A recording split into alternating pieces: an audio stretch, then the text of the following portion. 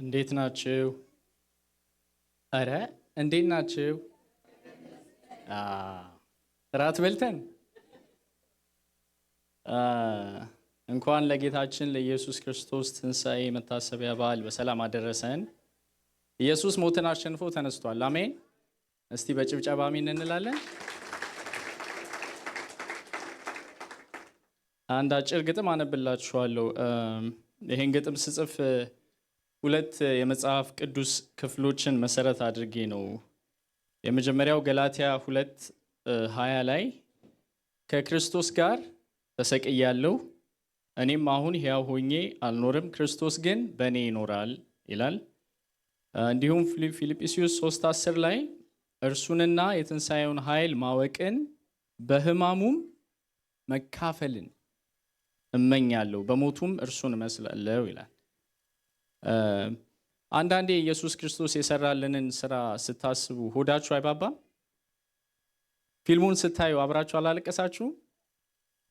ያንን የሚያህል ወንድ ከወንዶችም ወንድ እንደዛ እንባውን እያፈሰሰ ሲሰቃይ ስናይ የሆነ ሆድ የሚያባባ የሚያሳዝን ስሜት አለውና እሱን ስሜት ነው በግጥሜ ለመግለጽ የሞከርኩት። ጥቅሱን ያነበብኩላችሁ ግጥሙ ፍልስፍና እንዳልሆነ እንድታቁልኝ ነው። ከቃሉ ላይ መነሳቴን እንድታቁልኝ ነው። ኦኬ፣ የግጥሙ ርዕስ ልሳምህ ይላል። ልሳምህ።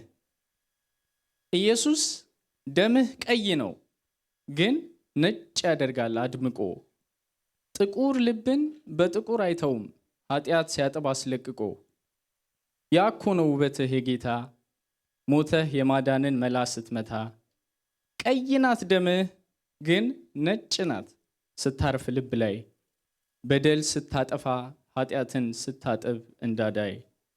አነጻኸኝ እንግዲህ 1000 ጊዜ ደጋግመ በእጅህ፣ አላዋረድከኝም ቆሽሼ እያየህ ከደጅህ። ኢየሱስ ስለዚህ ቃላት አጣው ለውለታ፣ ዙፋን እያለህ እኔን ብለህ እንጨት ላደረግከው መኝታ።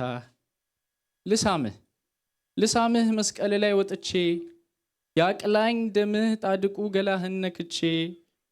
የእሾሁን አክሊል እንጫነው ለሁለት፣ ቁስልህ ይጋባብኝ አንተን አቅፌበት።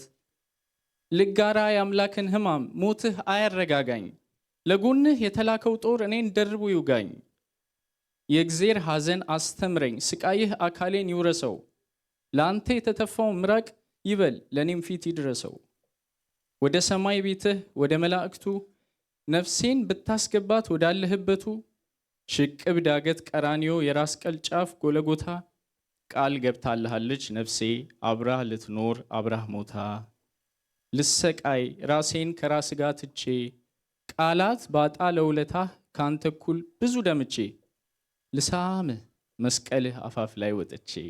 ተባረኩ።